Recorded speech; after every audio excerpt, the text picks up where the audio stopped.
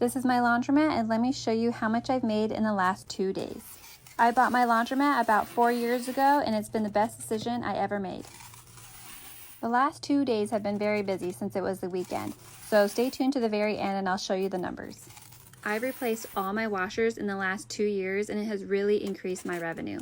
These top loaders specifically, people love them more than I thought they would. And here are the dryers. I haven't replaced my dryers because they don't need to be replaced. Dryers don't need to be replaced as often as washers because there's no water involved. I always weigh the quarters because the quarters come out to $20 a pound. I have 4 changers, which means I have 4 of these things that I need to empty that are full with cash. This is where customers come in, put their dollar bills in, and get quarters in return. It's kind of like an ATM, but there's no charge.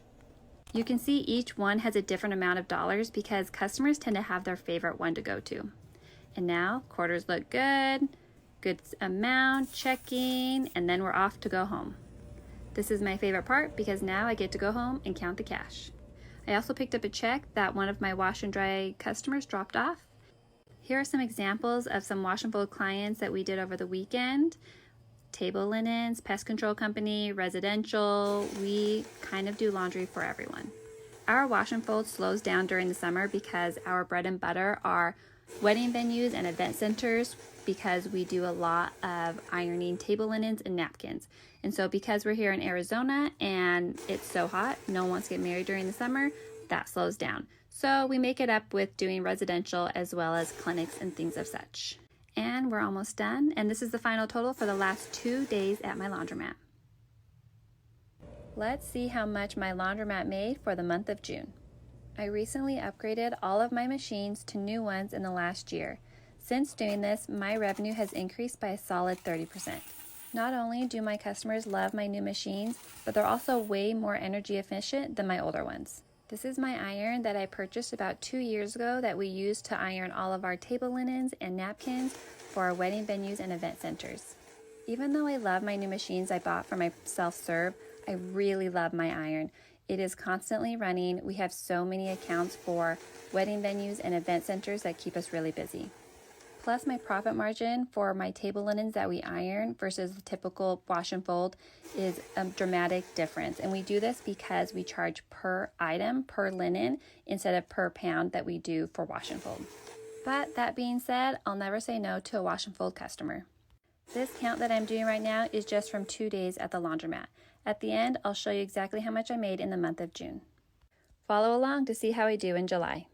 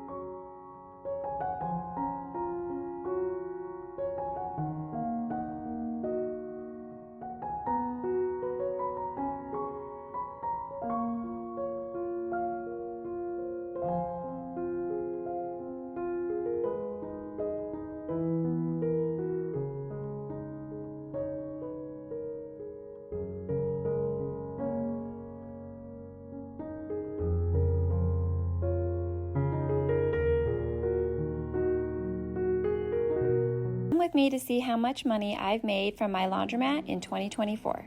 I bought my laundromat about 4 years ago and since then have significantly increased its value. I've done this by replacing all of the old washing machines with brand new Speed Queen. My two biggest machines are my 80-pounders, and I charge $11 per cycle. My customers love these machines. They can get all their laundry done in one cycle. Another way I've increased its value is purchasing this iron.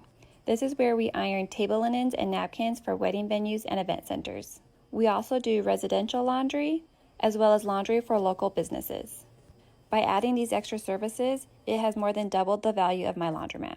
For the month of January, my water bill was $1,870. My water bill is always my biggest utility. And then my gas bill was $1,423. And I don't own my building where my laundromat is, and so my rent that I pay is $3,700. So after all the expenses in the month of January, I profited $28,590.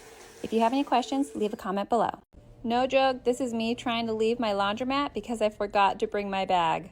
But luckily I found this bucket and attempted to put it in, which still didn't work out that great because you can tell I made a huge mess. Luckily, all my money changers are located in the back, so no one sees me come and go. Not all laundromats are set up that way, so I got really lucky. On my way out, I checked through all of our orders that we did over the last few days. This is a large uniform account that we have. These uniforms are used for a local concert venue. And of course, more linens. This is for a local church, and then this is for an event center that's nearby. And then these bags on the floor are linens that need to be done. I actually picked those ones up on my way in. You know how they say that owning a laundromat is a passive income and that you really won't have to do much work? Well, I'm sorry to tell you that that's not true.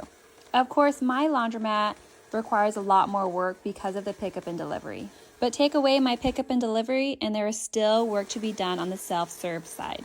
I really don't think any business is truly passive. There is always work to be done to grow it and make it better. Right now, I'm counting the money that my laundromat made in the last 5 days. This doesn't include the pickup and delivery, just the self-serve. And in those 5 days, it does include a weekend, which weekends are always busier. One of my favorite things to do is to get on my cameras on like an app on my phone and see how busy my laundromat is on Saturdays and Sundays. And it was a good last 5 days. Stick around and leave a comment if you have any questions.